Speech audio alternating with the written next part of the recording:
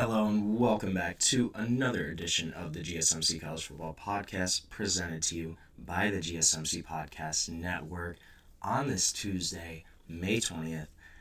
I'm your host, Jake Daly. As always, got a good show for you today. First, we're going to touch on this potential college football commission incoming. Going to touch on the CEO role, kind of what it sounds like this new CEO of this commission could be in charge of. Gonna go over that. Also, gonna look at, could USC Notre Dame actually be ending after almost 100 years? It seems like that series may be coming to an end. We're also gonna dive into some potential breakout players for 2025. Make sure you stick around for my continuation of my SEC rankings as well. But before I do anything else, I want to remind everybody, this show is all about you. We love hearing your comments, your questions, your insights, your opinions, your hot takes, whatever you got. We want to hear it. We want to make this show as interactive, as exciting as possible. Now, one easy way to do that, if you're on YouTube, you can use the Super Chat feature. To use the Super Chat feature, all you have to do is click the $ at the bottom of the chat box, type in your message there, and send that in. This guarantees that your message gets on the air, gets read live. It's also just a great way to support our channel, support what we're doing here at the GSMC Podcast Network. If Super Chat's not your thing, if you're not on YouTube, you can also go to gsmcspodcast.net to tip, comment, question, do anything there on that website, which is, again, gsmcspodcast.net. Now, big bombshell report came out from Pete Thamel last afternoon, over the College Football Commission, what this could look like. Reportedly, there's going to be an entire new body that's going to govern college football. And changes, they're obviously coming quickly right now. College sports still trying to be formalized, still kind of in this transition period, right, where there's not a whole lot that we know about the future. We don't know what's going to happen. Judge Claudia Wilken, her decision of the House settlement is still impending. We're still not really sure. So one key here is this potential college sports commission, which they're calling it, would be a new enforcement organization, but none of this can be legalized, finalized until that House settlement comes. So we're still waiting on that decision first and foremost. That's going to be the first domino to fall, but it seems like if that gets passed, if that's resolved, this is the next step. It seems as if this is going to be kind of the enforcement arm of college athletics, of college football in particular. We've kind of seen this. The NCAA, they've pretty much lost all power in terms of traditional enforcement. They haven't really been able to kind of enforce any of the penalties of any of these rule changes that have occurred. These violations, Tennessee, Michigan, those just in the past couple of years, they haven't really had a ton of punishments. The NCAA has kind of been handcuffed. So one of the goals here is bringing this new organization in and having a CEO in charge, which would have the final say in doling out punishments, deciding which rules have been violated according to the sources and according to the terms of this agreement that these schools might sign. So it's going to be kind of a level of singular power that has never existed throughout the NCAA's era of really struggling to enforce its rules, to hand out punishments for programs, universities that have violated particular sections of NCAA codes, laws, rules, whatever you want to call it. And so this is something that's expected to come pretty quickly after the House settlement kind of reaches its conclusion, after we learn that decision. If it's passed, if it's finalized, this is something that it sounds like has been in the works for a while. CEO's hire is going to be spearheaded by the Power Four commissioners, SEC, Big Ten, Big 12, ACC. Those four commissioners are really going to have the charge. They're going to have their pick to lead this new organization. It's quickly going to become one of the most influential, one of the most prominent positions of power we've seen in college athletics. And the hiring of this CEO has already been deep in the process, according to what sources told ESPN.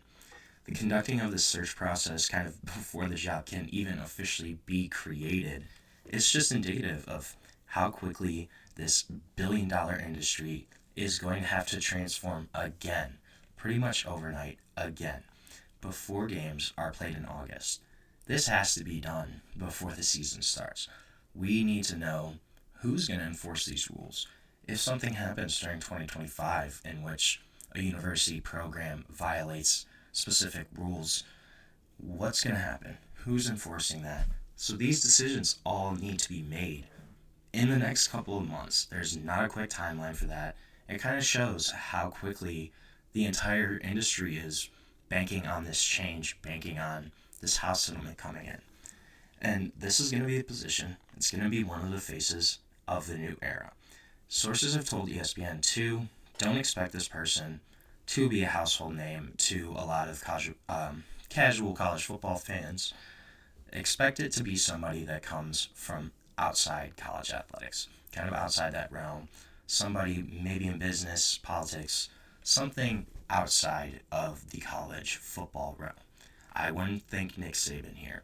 I wouldn't think a guy like Cody Campbell. I don't think that's probably the case. One name that I could see would be Condoleezza Rice. Think about it. She's been on the board of the College Football Playoff Committee pretty much since it started. She's been around the NFL for a long time. Always kind of been at the head of changes in college athletics, in professional football. That's somebody that could be a potential option here. Outside kind of influence, outside hire. I don't know. That's just me spitballing a name, but somebody like that where they might have been around college sports, but in the background. It's not going to be somebody that we know way, that we recognize their face. I wouldn't expect something like that, especially from a point of kind of coaching staffs. I don't think it's Nick Saban. I don't think it's going to be a former coach, something of that sort, unless they've been out of the game for a long time. And this is going to be a position. It's going to be lucrative. It'll be 7 figures. And it will have significant authority once everything kind of falls into place. All these institutions that are going to join this College Sports Commission, they're going to have new membership agreements that they basically sign saying, hey, we're going to agree to these rules. This is going to be binding. Basically, it's going to be our new enforcement organization. All of the Power 4 schools are going to have to sign it.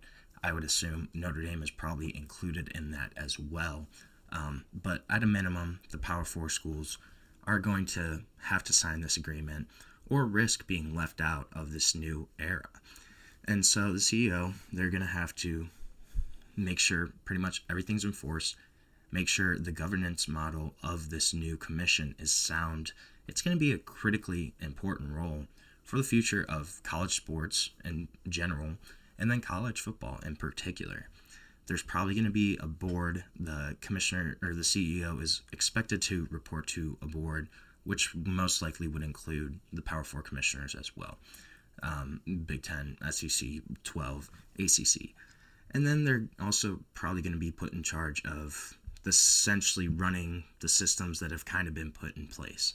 The LBI software, and the accounting firm Deloitte, they've lined up to kind of handle salary cap management, handle NIL, contracts. All of that stuff is going to fall under this new CEO, under the new commission's kind of authority. And it's going to mark a distinct industry shift. NCAA, they're still going to be around, right? They're still going to deal with issues of academic, like eligibility, getting into schools, those kind of things. And then they'll deal with eligibility stuff. How many years has a certain athlete played? Are they still eligible to play in college sports? They're still going to be around. But in terms of the big kind of cheating, tampering, NIL violations, stuff of that nature, that's going to be for this commission to handle. It's going to be completely different, something we haven't seen before. It's going to be interesting. I wouldn't be surprised. Is this the first step in college football kind of breaking away from the rest of college athletics. If they're under a different organization, a different enforcement body, could that kind of be the first step in them going a completely different route, them leaving the NCAA, saying, hey, we're going to do our own thing? It kind of seems like this is set up to be like that, be something like that. And these new association documents that each member school is going to have to sign, that seems pretty binding. And that could also, I think, be used as sort of a template for a new college football body down the road, where they go, hey, we are completely breaking away from the NCAA. We're going to now be called the College Football League, something like that, right? Could they kind of use these agreements that they're going to have to sign for this new commission as a template, as a way to say, hey, you kind of already signed these. We're pretty much already in the process of breaking away. Let's just do it. Let's form our own thing. I think that's certainly something that's very possible here, something that's very likely to see. It's interesting. So documents that have kind of been circulated around this whole thing, they haven't been finalized, right? They're still in the draft stage. But the draft kind of includes languages on the CEO that says they will make, quote, final factual findings and determinations of violations of rules. And it said they will also, quote, impose such fines, penalties, or other sanctions as appropriate. And then the schools will have to accept these rulings as final. So this guy or woman, whoever's going to be, this CEO is going to be a huge, huge figure in college football.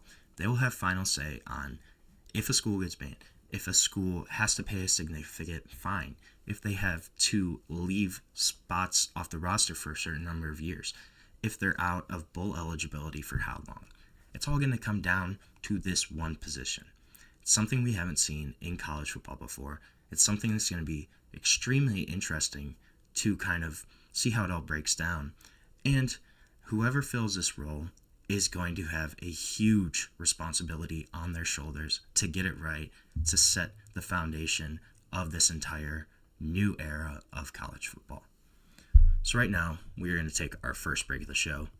When we come back, we're going to talk a little bit about two schools that are still kind of in the old era, but transitioning, in Notre Dame and USC. Could their rivalry be ending? We're going to get into it when we come back on the GSMC College Football Podcast.